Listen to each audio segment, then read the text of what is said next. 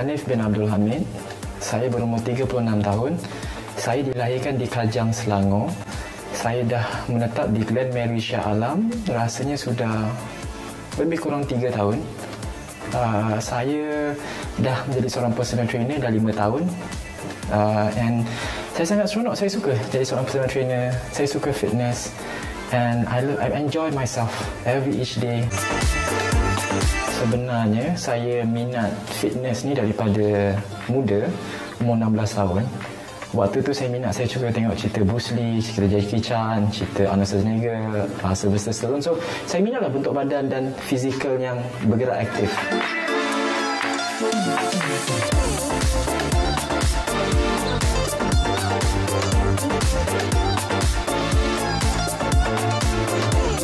Cabaran paling hebat rasanya daripada segi mental permulaan.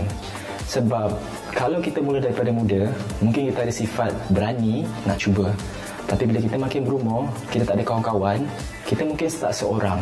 Bila ini berlaku, cabaran tu memang tinggi. Sebab kita nak start pergi gym, kita segan, kita malu. Tapi bila kita dah kick start, kita dah mulakan 2-3 hari, 2-3 kali atau berbulan-bulan, kita dah start jadikan benda tu rutin, kita dah biasa dan kita seronok. So kita tak ada rasa malu, tak rasa segan. Di permulaan tu saja. Lagi kita berumur, lagi kita rasa risau. Tapi kalau kita start daripada muda, kita berani mencuba. Lagi banyak cabaran kita terima, lagi seronok.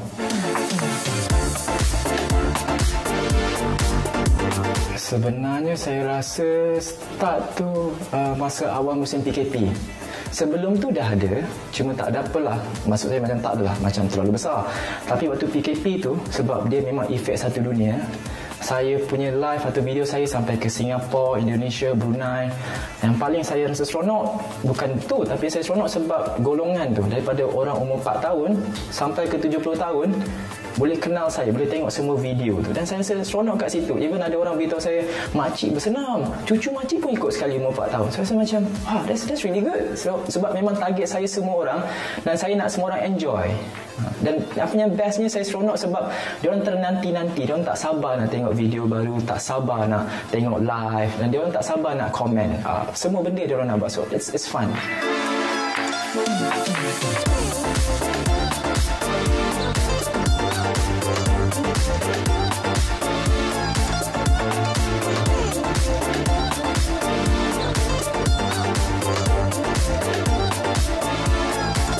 Setiap video saya cuba buat orang enjoy. Saya tak nak orang fikir pasal fitness sangat. Saya tak nak orang fikir macam, aku kena lah terus, aku kena diet. Saya punya target, bila penyampaian saya tu, saya just nak buat orang rasa seronok, nak buat orang macam tertarik nak tengok video saya. Lepas tu saya selitkan sedikit fitness, sedikit ni, sikit-sikit. Sebab kalau saya nak tegur orang, kita kena jaga makan sebab ni, kita kena jaga ini, benda ni klise. So nak tarik perhatian orang ni susah. Ramai orang nak jalan cepat. So, apa yang saya boleh sampaikan, saya berikan jalan cepat, tapi pada sama itu saya beritahu mereka bahawa jalan cepat tu kenapa tak boleh berjaya, tapi dalam keadaan yang tidak menyindir, just selitkan sikit. Contoh macam apa saya suka buat, ada orang nak senaman untuk ketiak, untuk lengan, untuk ni. So, saya kata, you boleh buat macam ni. Tapi, kalau anda jaga makan dan anda buat senaman juga, lagi cepat hasilnya. So, benda ni saya selitkan sikit-sikit je lah. Semua orang suka hiburan. Cuma hiburan tu dari segi positif dan negatif tu terpulang kat kita. Ramai orang sebenarnya suka hiburan, macam saya kata tadi. Tapi negatif tu, dia selalu dapat kat hujung. Positif pun dapat kat hujung, apa hasil yang kita dapat. So, apa saya cuba beri kepada orang, hiburan yang buat dia orang tertarik. Tapi positivity content tu, in the middle of it, ataupun di hujungnya. Negatif tu saya harap saya tak bagi. Dan saya doa sebenarnya, saya harap lebih ramai orang minat positif punya konten lah. Tapi memang asas semua orang suka hiburan. Kalau daripada segi media sosial, saya dapat serang lagi ramai, counter. Lagi ramai orang saya dapat bercakap dengan orang. Tapi bila saya seorang, saya fokus pada seorang. Kalau berpandukan daripada segi asas, ini lebih mujarab kalau seorang, sebab memang hasil itu akan dapat dan kita boleh buat perbincangan lepas itu. Tapi bila secara ramai, ianya menjadi sukar, tetapi dia lagi seronok sebab pemilihan sama ada orang tu nak teruskan ke tidak, itu pilihan dia. Even kalau saya latih seseorang tu one on one, tapi kalau lepas tu dia habis dia nak buat benda lain, saya pun tak boleh nak halang. Tapi bila saya buat online, saya boleh serang lebih ramai orang, saya boleh dekatkan diri saya dengan lebih ramai orang. Keputusan keberangkalian sama ada 100 orang yang saya serangkan tu, separuh daripadanya nak buat dan nak teruskan, lagi banyak daripada saya attack seorang, dan kemungkinan tu dia tak buat apa-apa langsung selepas tu. Satu, saya sangat fokuskan number one ni adalah penampilan saya. Saya cuba saya payah untuk buatkan orang seronok tengok saya. Daripada segi saya pakaian, apa yang saya buat, cara percakapan, macam bagi salam mula-mula just nak tarik. Nombor dua, daripada segi pergerakan badan saya. Saya belajar ni sebenarnya banyak daripada moderator, mereka yang bagi motivasi, you kena gerak tangan, you kena gerak semuanya. So, saya belajar dari situ. Yang ketiga is informasi. Yang penting informasi saya kena sampai, tak kisah apa yang saya cuba gambarkan. Pernah tak korang terfikir, bayangkan bila korang tak cukup rehat, tak cukup tidur, tiba rasa lapar, pagi-pagi nak makan banyak, betul tak? It's because badan kita penat and badan kita stres. Bila badan kita stres, menyebabkan kita rasa lebih lapar. Yang paling yang tak bestnya, bila badan kita stres, kita akan craving lebih banyak makanan yang bergaram, berminyak dan bergula. So dia akan buat kita naik berat badan dengan lebih mudah jika kita ambil makanan tu yang dalam kandungan yang banyak. Nombor 4, saya kena buat semua tu pada masa sama nak tarik perhatian mereka supaya mereka dapat hiburan. Ini dalam video saya cuba inputkan 4 perkara ni je. Walaupun informasi tu paling penting, dan saya tahu kadang-kadang kalau saya tak boleh nak compress semua informasi dalam satu video, tapi yang penting saya dah boleh buat orang berfikir dan menarik minat, itu yang penting. Kalau mereka nak, apakah selanjutnya, apakah lagi pengisian, apakah lagi detail, baru saya buat video seterusnya tentang perkara tersebut. Saya banyak tengok movie dengan isteri saya. Saya tengok apa yang orang minat, apa yang menjadi tarikan zaman sekarang. Saya cuba lari daripada gosip atau cerita-cerita yang mungkin boleh timbulkan sifat negatif tu. Saya nak cuba tarik perhatian ramai orang, just nak berfikir dengan arah lain. Jika situasi sekarang dalam keadaan sedih, saya cuba hiburkan semua orang, bagi informasi yang boleh buat orang positif, macam motivasi, ayat-ayat motivasi, bagi mereka rasa, just want to lift them up, bagi rasa mereka lebih bersemangat.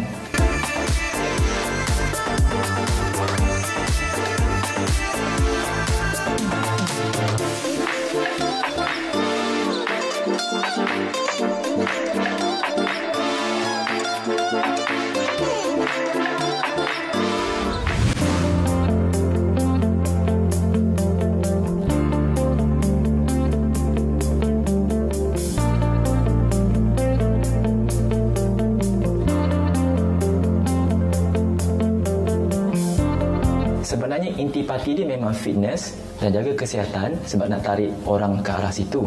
Tapi apa yang saya cuba sampaikan is positivity. Dari segi positif ini, maksud saya macam situasi keadaan. Kalau suatu keadaan semua orang tengah masalah gloomy atau ni, saya cuba tarikkan dengan saya buat background. Semua every time saya keluar ke apa, backgroundnya berlainan. Just nak tarik perhatian, dia buat dekat taman, dia buat dekat pasar raya, dia buat kat ni. Benda tu je saya nak tarik orang, just tengok daripada background. Lepas tu baru saya masukkan, okay guys, saya dekat sini, you guys nak tahu saya nak bersenam je, saya nak kongsikan 4 senaman mudah, itu je. So kita buat lebih simple. Kalau pasal cerita Christmas ke apa, tahun ke, hari raya ke apa, kita buat background raya. Tapi ni saya tahu, okay guys, kuih ni sedap, tapi anda tahu tak, nak bakar kuih ni, kalori dia tinggi, apa kata anda buat macam ni? So kita tarik pada macam tu. Macam baru-baru ni saya ada buat pasal cendol, saya buat pasal burger. So sambil tu kita tarik perhatian orang. Kita tak adalah 100% terus buka fitness. Kita buka benda yang rasanya boleh tarik perhatian orang, macam kasut ni cantik, sedap. Kasut ni kalau korang pakai untuk bersenam, lagi best. Apa kita buat macam ni? So ini selama yang mudah anda boleh buat dengan kasut ini. Lebih kurang macam tu. Sekarang ni pun saya tengah collaborate. Saya telah dilantik sebagai duta untuk produk kesihatan, suplemen, minuman bertenaga, makanan diet, pakaian. So alhamdulillah, syukurlah perjalanan tu ni. And kalau katakan collaborate tu, saya dah dilantik pelbagai dan juga dah dimuatkan untuk pelbagai berjenis video dan lebih banyak untuk persembahan. So alhamdulillah, syukur.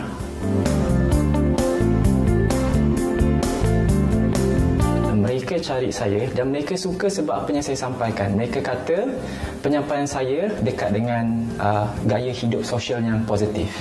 Mereka suka sebab saya boleh rapatkan diri saya hati ke hati dengan sebilangan semua orang, masyarakat, lagi-lagi family. Lagipun sebab banyak video saya menampilkan keluarga saya sendiri, kawan-kawan saya borak pasal benda keseronokan, enjoy. Dan mereka yang beritahu saya, you just do what you do, teruskan, you cuma pegang je produk kami kat sebelah ataupun bercakap saya produk itu je, dia tak minta saya buat lebih. Even masa saya tanya, oh you ada spesifik tak, dia kata tak apa, you buat je apa you buat, you teruskan. You ada produk saya, you tengah minum atau you tengah makan, you cerita pasal produk ni sikit, dia kata itu je. So buat masa ni saya tak ada macam saya kena buat planning ataupun blueprint apa saya kena buat, tak ada. Dia orang just suruh saya teruskan je apa saya buat. Itulah yang saya rasa macam enjoy sangat. Selepas start je online semua ni, yang saya dapat banyak tawaran, saya dapat banyak panggilan. Bila saya fikirkan balik, memang sangat berbeza daripada masa saya baru nak start. Masa baru nak start, memang sangat-sangat susah sampai saya ditolak. Tapi sekarang ni saya duduk diam je, ada orang panggil. Ada orang panggil untuk collaborate. Ada orang ajar, oh kami daripada gym ni nak taja you untuk buat ni. Kami daripada sini nak buat ni. Dan saya rasa seronok. Dianya bagus sebab dia bagi saya peluang untuk terus kembangkan lagi matlamat saya untuk dapatkan dengan masyarakat. So bagi saya ni sangat bagus sebab bila ni berlaku, itu menunjukkan bahawa usaha saya, isteri saya dan kumpulan kami berjaya dekatkan diri kami untuk mengajak lebih ramai orang untuk minat dengan fitness. 100% pendapatan saya adalah memang daripada social media. Kalau daripada sponsor produk semua tu memang kami dapat, tapi menjual produk tidak, kami just disponsor dan kami hanya diminta untuk borak pasal produk, suplemen. So daripada situ kami akan dapat income daripada situlah. Tapi selalunya kami punya main income memang daripada social media, daripada Instagram, Facebook, YouTube, TikTok.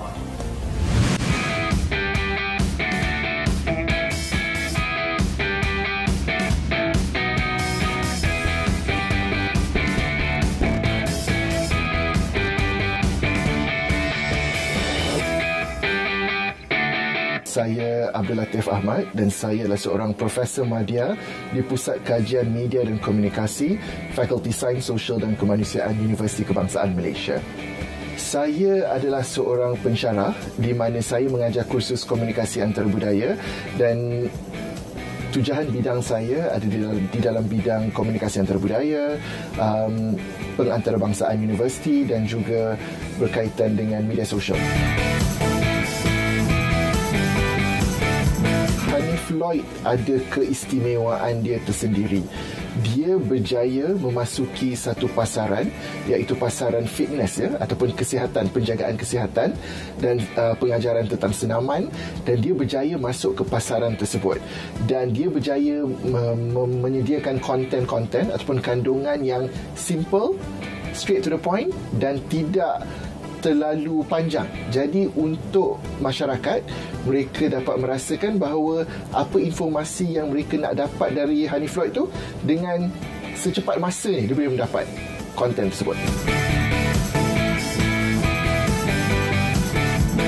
Bila dia bercakap dengan kita dalam TikTok tu, kita merasakan seolah-olah dia bercakap dengan kita secara personal, one on one.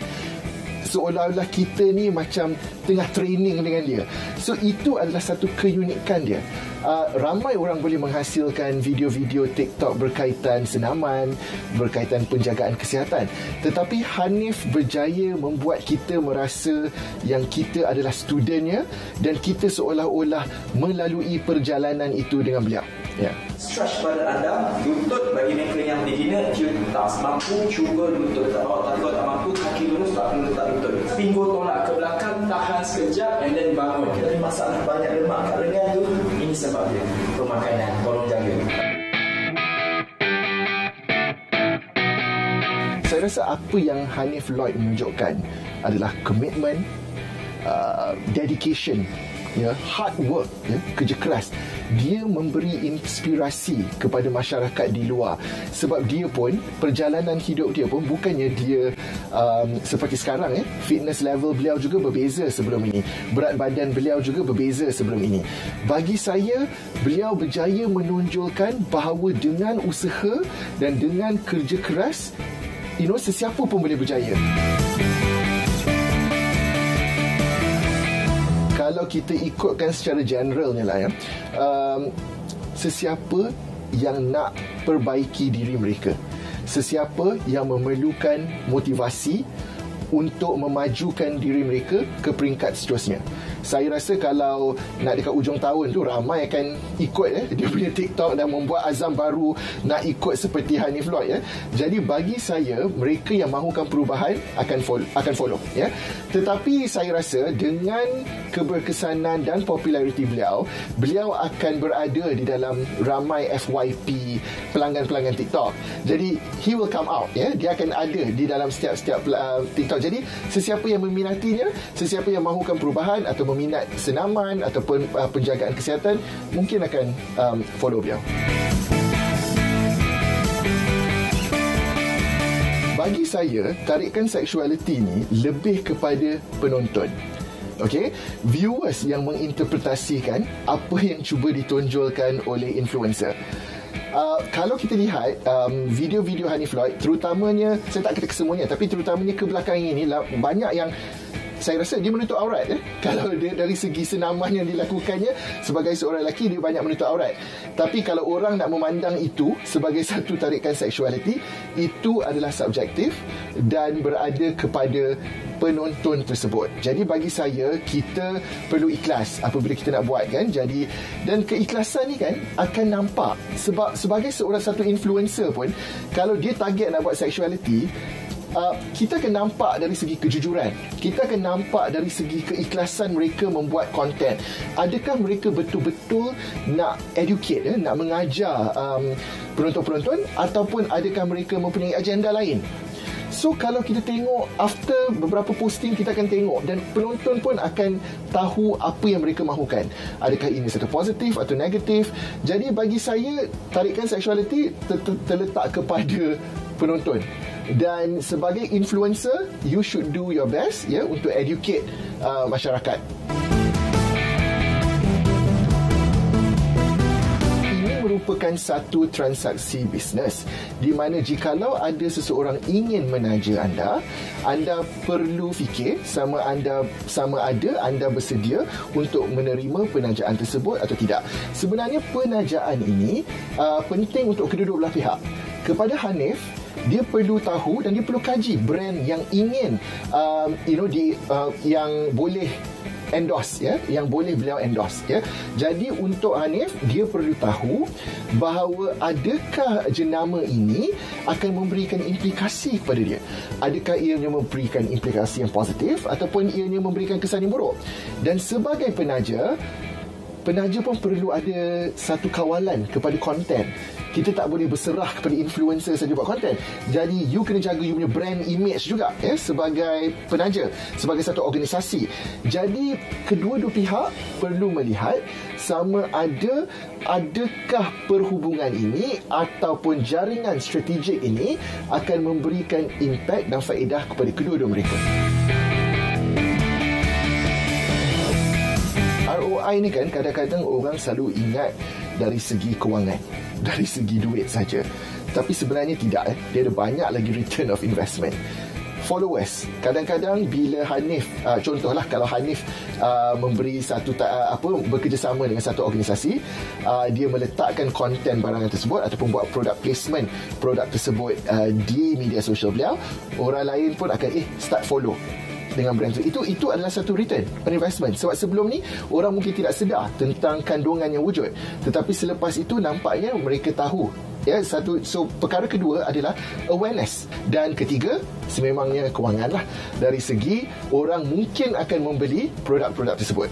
Tetapi seperti yang saya katakan, dari segi penghasilan kandungan itu perlu ada kerjasama yang strategik antara organisasi dan juga Hanif. Saya punya rancangan masih berpaksi kepada matlamat asas. Kami memang nak buka gym. Tapi setelah apa yang berlaku sekarang, matlamat kami lebih luas. Kami nak buka gym yang boleh kami kongsikan lebih banyak tips, lebih banyak cara senaman. Dan kami nak besarkan lagi kumpulan kami. Kami nak panggil lebih ramai orang untuk membantu kami. Matlamat tetap sama. Kami nak buat semua orang seronok. Dan matlamat kami dah berbeza daripada awal. Pada awal kami just nak buat orang seronok dengan fitness. Tapi setelah apa yang kami terima sekarang ni, kami kalau boleh nak buat semua orang lebih positif. Kami nak buat orang semua berjaya.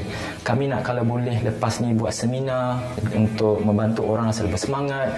Siapa nak join business, nak buat mereka berjaya. Kami nak bagi buat orang rasa lebih positif, rasa lebih seronok. Kami nak membantu orang bukan daripada segi kesihatan, kecergasan mereka, tapi kesihatan mental juga. And then nak bagi semua orang rasa lebih positif. So, matlamat kami memang luas. Nak cerita satu-satu memang susah. Tapi memang banyak sangat idea. Tapi first, kami just nak rapatkan diri kami dengan lebih ramai orang. Dan kami rasa kalau kami buka gym itu menjadi pusat untuk kami boleh buat lagi banyak video. Dan kami boleh pamerkan apa yang kami boleh kongsikan kepada lebih ramai orang. Lebih banyak daripada sekarang ni kami cuma buat video mungkin 4 ke 5 kali sehari. Mungkin lepas ni kalau lebih ramai orang, lagi banyak video, lagi banyak informasi kami boleh sampaikan.